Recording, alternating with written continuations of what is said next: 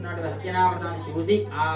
ఆడను గుడ్డుకు పట్టించి రాజు వద్దకు పోయి, మీరు భక్తి శ్రద్ధలతో చేస్తున్నారే, ఈ పూజ దేని కొరకు చేసినా ఏమి ఫలితం లభిస్తుంది అని అడగగానే, పోయి షావుకారు మేము పుత్రులం పొందమే సంతానం కొరికే ఈ వ్రతం చేస్తున్నాను అని చెప్పగానే ఆ షావుకారు చాలా సంతోషించి, రాజా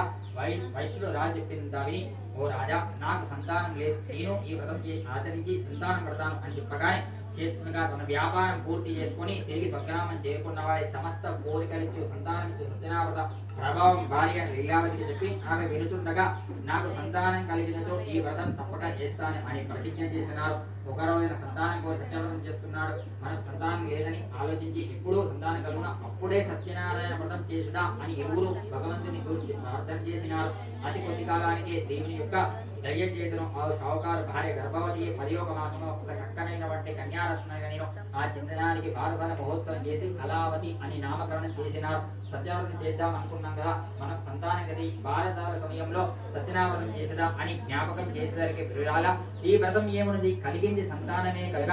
మునులందరికీ అమ్మాయి వివాహంలో బంధువులు విశేషంగా వస్తారు, అప్పుడు ఖర్చు తప్పదు కదా, ఈ వ్రతాన్ని అప్పుడే మహావైభవంగా చేస్తాను అని వాయుధ వేసి భార్యకు సమాధానం చెప్పి ఇంకా విశేషంగా ధనం సంపాదించే పట్టుదల దానమార్గం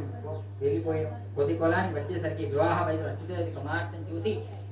ఆ షావుకారు చాలా సంతోషించి ఒక దూతని పిలిచి అమ్మాయి తగిన వరణి తీసుకొని రమ్మని చెప్పేసరిగా అన్ని దేశాలు తిరుగుతూ చివరకు కాంచా నగరానికి పోయి అక్కడ యోగ్యుడైన అందరూ గుణవంతుడైనటువంటి షావుకారు పిల్లవాన్ని తీసుకొని రాగా ఆ షావుకారు చాలా సంతోషించి కుమార్తెను పిల్లవానిచ్చి కులాచార ప్రకారంగా మహావయంగా పెళ్లి చేసిన ఆ వివాహం పూర్తి అయినది. ఆ వివాహం సందడిలో రూపవంతుడు గుణవంతుడు అందరైనట్టు బాలుడు చూసి దొరికినాడని గర్వం చేత తనకున్న ధన మదం చేతును వివాహ సమయంలో ఆ వ్రతం యొక్క విషయాన్ని మరిచివేయను. ఇంకా విషయంగా వ్యాపారం చేసి ధన సంపాదిస్తాను అల్లుడు తాను కూడా ఈ షావుకారు శ్రీమంతుడైన అల్లుడితో కూడా సముద్ర తీరనటువంటి రత్నాసానం అనే పట్టణానికి వెళ్ళగా అక్కడ వ్యాపారం చేస్తున్నారు. ఆ సమయంలో సత్యనారాయణ స్వామి వీరి ఎందుకు కోపించినాడు. ఏమంటే ఈ షావుకారు సంతానం కలిగితే సత్యనారాయణ చేస్తానని నిశ్చయించుకున్నారు. సంతానం కలిగి నా వ్రతం చేయలో తిరిగి అమ్మాయి వివాహకాలంలో వ్రతం చేస్తాను, వివాహం కూడా పూర్తి నా వ్రతం చేయడం నా నామస్మరణ కూడా మర్చిపోయినారు, నా మాటనే మర్చిపోయినారు కాబట్టి ఈ షావుకారులు ఈ గొప్ప నేడు దుఃఖం పొందాలని శాపం ఇచ్చినాడు. ఆ శాప ప్రభావం వల్ల